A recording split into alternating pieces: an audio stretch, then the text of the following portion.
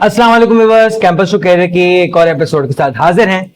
आज की एपिसोड हम जरा डिफरेंट स्टाइल में स्टार्ट लेंगे और एपिसोड किस टॉपिक पे है इसके ऊपर बात करने से पहले जरा ये मुलाहिजा फरमाइए।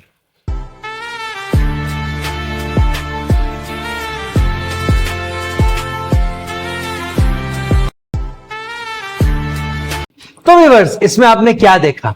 इसमें देखा कि एचईसी हायर एजुकेशन कमीशन वो बहुत ही जबरदस्त तरीके से शॉट लगा रहा है और यूनिवर्सिटीज उसके शॉट्स को कैच करने की कोशिश कर रहे हैं बाउंड्रीज पे। कुछ ऐसा ही सिलसिला आजकल हमारी हायर एजुकेशन कमीशन पाकिस्तानी एचआईस को लेकर कर रहा है।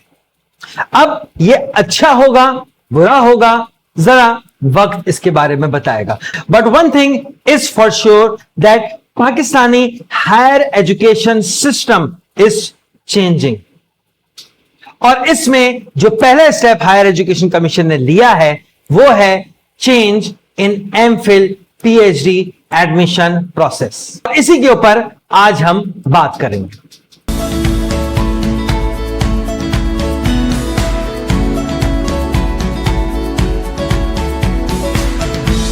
तो व्यूअर्स, आपकी नजर से यकीनन ये खबर गुजरी होगी, अगर आप यूनिवर्सिटी स्टूडेंट हैं और आप जो है एमफिल पीएचडी एस्पायरेंट हैं और आप चाहते हैं कि एजुकेशन में अपनी एक्सीलेंस को अचीव करें by doing your MPhil and PhD, तो यकीनन आप इसको फॉलो कर रहे होंगे कि हायर एजुकेशन कमीशन ने जो डिफरेंट यूनिवर्सिटीज अपने एंट्री टेस्ट या जो भी उनके एंट्री रूब्रिक्स थे वो लेके चलती थी, चाहे वो प्राइवेट सेक्टर की यूनिवर्सिटीज हो चाहे वो गवर्नमेंट सेक्टर की यूनिवर्सिटीज हो, वो अब खत्म कर दिया है। जो 2023 की पोस्ट ग्रेजुएट पॉलिसी थी वो अब डिसकंटिन्यू हो गई है और अब नया एक रूब्रिक्स आ रहा है जो कि बेसिकली अभी तो मैं कहूंगा कि एक पॉलिसी गाइडलाइन है। इसका कंप्लीट फ्रेमवर्क अभी बनेगा, बट जो इनिशियल गाइडलाइन दी गई है उसके मुताबिक now the private education higher education institutions as well as the public education institution cannot take the 700 and 800 level entry test, यानी कि एमफिल का लेवल जो कि 700 लेवल कहलाता है कोर्स वर्क के लिहाज से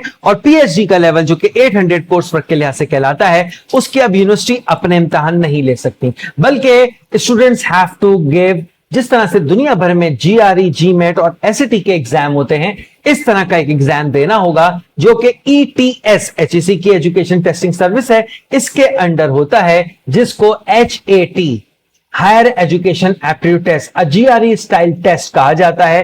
पहले कैंडिडेट वो देगा और उसके बाद वो 50 नंबर लेकर एलिजिबल कहलाएगा to be considered for admission in MPhil and PhD. तो व्यूअर्स, ये पॉलिसी लाइन तो आ गई, लेकिन अपने साथ बहुत सारे सवालात लेके आ गए। कुछ सवालात एचईसी के लिए हैं, कुछ सवालात जो स्टूडेंट्स, पोटेंशियल स्टूडेंट्स हैं, रिसर्च स्कॉलर्स हैं, उनके लिए हैं या उनकी तरफ से हैं, और कुछ सवालात इंस्टीट्यूशंस के हैं कि ये entire framework in 3 stakeholders को लेके कैसे चलेगा। इसके ऊपर जरा सा पॉइंट टू पॉइंट डिस्कस करते हैं और मेरा ख्याल यह है कि इतना डिटेल टॉपिक होने वाला है, मैं कोशिश करूंगा इसको कम से कम 2 एपिसोड में कवर कर सकूं। हो सकता है इसके लिए मुझे 3 एपिसोड्स भी करनी पड़े, लेकिन मैं कोशिश करूंगा, क्योंकि मेरे अक्सर दोस्त मुझसे ये कंप्लेन करते हैं कि आपकी बात बहुत बेहतर होती है लेकिन एपिसोड इतनी लंबी होती है कि आजकल हमारा रिटेंशन टाइम इतना नहीं है कि हम ज्यादा लंबी एपिसोड देख सकें। तो मैं कोशिश करता हूं कि एक लिमिटेड टाइम में आज केस जो स्टार्ट हुआ है उसका नैरेटिव बनाऊं और अगले एपिसोड में उसके जो क्वेश्चंस राइज हो रहे हैं वो क्या हैं और उनके पोटेंशियल आउटकम्स क्या हो सकते हैं उसके ऊपर बात करें। व्यूअर्स, एचईसी के एग्जाम ने एक एम्बिग्युइटी तो क्रिएट की है, लेकिन इसमें कहीं ना कहीं ओवरऑल इंपॉर्टेंस का फैक्टर भी नजर आ रहा है कि एमफिल और पीएचडी का जो लेवल है उसकी क्या अहमियत है, और साथ में अगर हम बात करें तो इंटेलेक्चुअल सीरियसनेस भी इसमें हमें दिखानी पड़ेगी। यकीनन बहुत सारी थॉट्स हैं जो कहती हैं कि ये बहुत अच्छा एग्जाम है कि अब एचईसी फिल्टर करेगी कि who can do MPhil and PhD, who can not do MPhil and PhD. लेकिन इसका काउंटर नैरेटिव भी यह है कि एचईसी या एक छोटा एग्जाम कैसे फैसला कर सकता है कि मेरी रिसर्च एक्यूम क्या है, मेरा रिसर्च एप्टीट्यूड क्या है, क्या मेरे एग्जाम्स, उनके रिजल्ट्स जो नंबर्स होते हैं वो ये जज कर सकते हैं कि मैं कितना अच्छा रिसर्चर हूं। इस साइकिल को जरा रिवर्स करके मॉन्टेसरी में ले जाए। मॉन्टेसरी में क्या है? मॉन्टेसरी में बच्चे को रिजल्ट नहीं दिया जाता, बच्चे की कॉग्निटिव एबिलिटी है वो बेहतर करने की कोशिश की जाती है और कहा जाता है सेटिस्फैक्ट्री, नीड इंप्रूवमेंट, बेस्ट और इस तरह के रिमार्क्स होते हैं। लेकिन अब हाईएस्ट लेवल पे जो है नंबर से मेरे इंटेलिजेंस को, या इंटेलिजेंस तो चलें जज फिर भी कर ले, मेरी रिसर्च की स्किल को कैसे जज करेंगे? ये इसके साथ एक बहुत बड़ा सवाल आ रहा है। सवाल तो यह भी आ रहा है कि क्या अगर मैं ये टेस्ट पास कर लेता हूं, मुझे 50 नंबर मिल जाते हैं, तो क्या मैं डायरेक्ट एडमिशन के लिए एलिजिबल हो जाऊंगा? तो इसका जवाब है नहीं। एचईसी का ये टेस्ट आपको सिर्फ एक पास दे देगा, एक कार्ड दे देगा, और उस कार्ड के ऊपर जब यूनिवर्सिटीज अपने फ्रेमवर्क डिजाइन कर लेंगी तो उस पर आप अप्लाई करोगे। लेकिन सिर्फ अप्लाई करोगे, टेस्ट कोई नहीं देना होगा। यानी कि ये समझ लें टू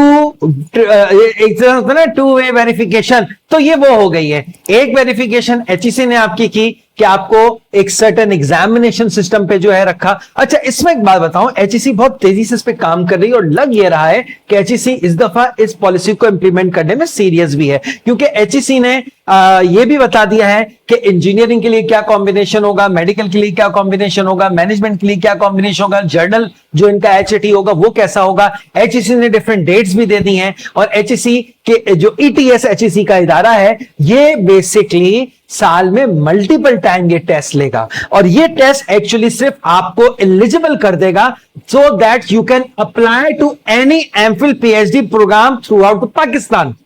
इसी पे मैंने पहले एक प्रोग्राम किया है, और वो मैंने बेसिकली किया था इसके एचईसी के ईटीएस सिस्टम पे और एचएटी और यूसेट के ऊपर। इसका लिंक मैं जो है दे दूंगा अपने कमेंट्स में, आप जाके उसको जरूर देखिएगा, जो कि बेसिकली पहले सिर्फ इंटरनेशनल स्कॉलरशिप के लिए था। इसका एक बहुत बड़ा एडवांटेज इस वक्त जो मुझे नजर आ रहा है, यकीनन इस वक्त मेरी बातें भी क्योटिक लग रही होंगी कि एक बात मैं करता हूं कि टेस्ट ये एकदम अच्छा है, और अगली बात आ जाती है कि इसमें थोड़े से लूप होल्स हैं। क्यों? क्योंकि एक चीज इंप्लीमेंट हो रही है तो दोनों तरह के सवालात आ रहे हैं। इसमें एक चीज और इंपॉर्टेंट है कि एक टेस्ट, आप सिर्फ एक टेस्ट दोगे और उस टेस्ट की बेस पे आप लोकल यूनिवर्सिटीज में एमफिल या पीएचडी लेवल के लिए अप्लाई करो, आप इंटरनेशनल यूनिवर्सिटीज में हायर एजुकेशन के लिए अप्लाई करो, आप इवन इंटरनेशनल स्कॉलरशिप्स के लिए अप्लाई करो। तो one test will work for multiple things. लेकिन एमफिल का टेस्ट अलग होगा, पीएचडी का टेस्ट अलग होगा। जो मेरी इंटरप्रिटेशन अभी इस वक्त है, क्योंकि एचईसी एमफिल के लिए जो एचएटी लेती है उसका अलग कंपोनेंट्स हैं, और जो पीएचडी के लिए एचएटी लेती है एचईसी एप्टीट्यूड टेस्ट, उसके कंपोनेंट अलग हैं। तो मेरी परसेप्शन या अंडरस्टैंडिंग तो इस वक्त ये है कि those who are working for MPhil right now, they clear it, they get admission in any university, they clear, they pass their MPhil. For PhD, they have to appear for another test that is definitely for the PhD level. Again, ये एक disturbing बात है कि मैं test ही देता रहूं, मैं PhD level तक टेस्ट देता रहूं, लेकिन एक फिल्टर बनाने के लिए मेरे ख्याल से एक बेहतर अपॉर्चुनिटी भी है। अपॉर्चुनिटी इसलिए भी अच्छी है कि इंस्टीट्यूशंस, यूनिवर्सिटीज, प्राइवेट यूनिवर्सिटीज जो हैं इस पूरे सिस्टम को बसत एहतराम कुछ यूनिवर्सिटीज मनी मेकिंग एक्टिविटी भी बना लेती थी, और गवर्नमेंट यूनिवर्सिटीज अपनी पीआर मेकिंग एक्टिविटीज या उनके अंदर इतने प्रेशर्स आ जाते थे मुख्तलिफ इन्फ्लुएंस ग्रुप के कि वो जबरदस्ती एमफिल पीएचडी में एडमिशन देने पे मजबूर हो जाती थी। तो ये फिल्टर इन दो चीजों को भी, प्राइवेट और पब्लिक सेक्टर यूनिवर्सिटीज में जो ये इश्यूज आते थे, इसको यकीनन रोकेगा, कुछ हद तक तो यकीनन रोकेगा। मैं अल्फाज को चेंज कर देता हूं।